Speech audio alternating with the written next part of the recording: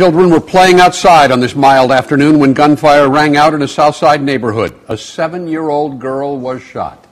Desiree Sanders is hospitalized in critical condition tonight. The shooting happened about 4:15 this afternoon in the 8000 block of South Manistee. ABC 7's John Garcia has been following this case all day. He is live from Area 2 Police Headquarters tonight. John? Kathy, police are talking to the alleged gunman as well as his alleged accomplice inside right now. They tell us this may have been prompted by some sort of gang dispute. Either way, 7-year-old Desiree Sanders, they say, was an innocent bystander. The scooter she was riding in sits in the grass in front of her grandmother's home. It is surrounded by police activity as investigators search for the gunman who fired about 10 rounds from an alley across the street. One bullet hit 7-year-old Desiree Sanders in the forehead above her right eye. She was not the intended target. The intended victims were walking on the sidewalk at that point in time. Once the shots fired, the intended victims took off running eastbound to escape the gunfire, at which time the little girl crossed directly behind them into the path of the gunshots, and she was shot in the head. Desiree attends nearby Myra Bradwell Academy. Witnesses say she was conscious when paramedics arrived.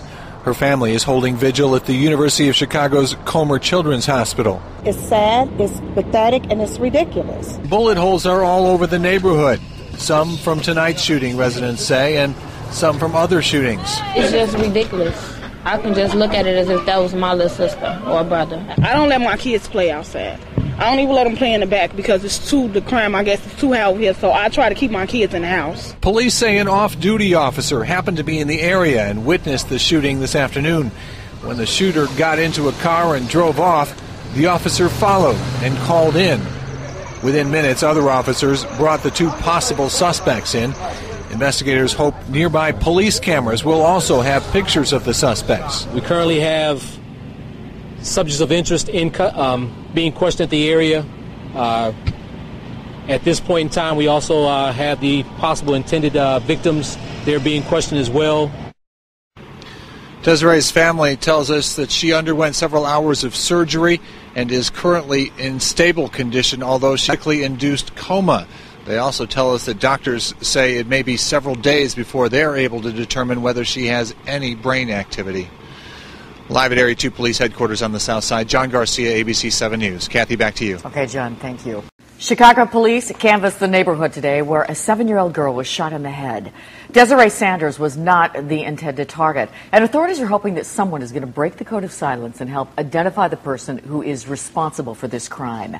ABC 7's Paul Meinke talked with Sanders' family today. Paul's joining us live with more tonight. Paul?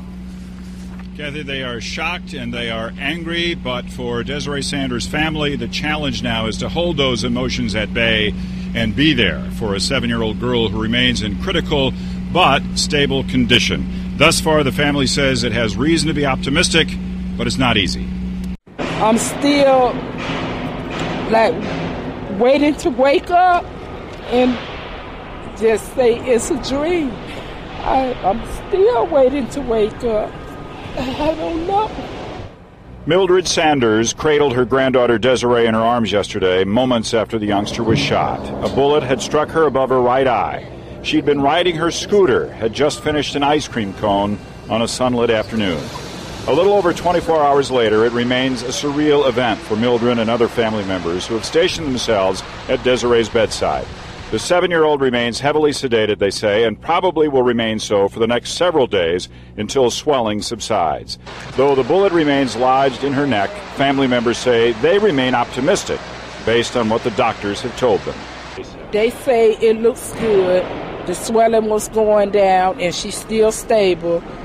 And that's about all they can tell us right now till the 3 days is up. And there's no sense yet of whether or not she'd be losing any brain capacity or eyesight. She might lose her eye. This afternoon in the neighborhood where Desiree was shot, police were busy passing out flyers, trying to encourage people who may know something to come forward. People want to get involved. People want to say something about it, but they don't fear or feel that they're going to get the protection from the police or from other sources, so people just don't get involved. That's precisely why pastors and police returned to the neighborhood today to encourage people who may know something to come forward anonymously if necessary. This is a child, an innocent child, And these guys around here, they know what's happening around here in this neighborhood. Desiree was hit in a spray of bullets fired by a presumed gang member trying to hit a rival. At the end of the block is a police pod camera, but it's too far away to likely reveal any significant images. While police pursue the shooter, a family remains hopeful. I hope it's good. We know the Lord got it in his hand. That's right. That's right. We know that, okay? So we expecting a full recovery.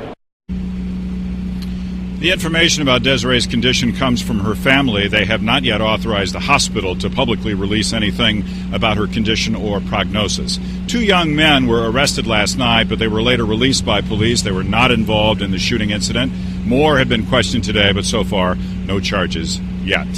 Live outside Comer Children's Hospital, Paul Meinke, ABC 7 News. Alan, Kathy, back to you. All right, Paul.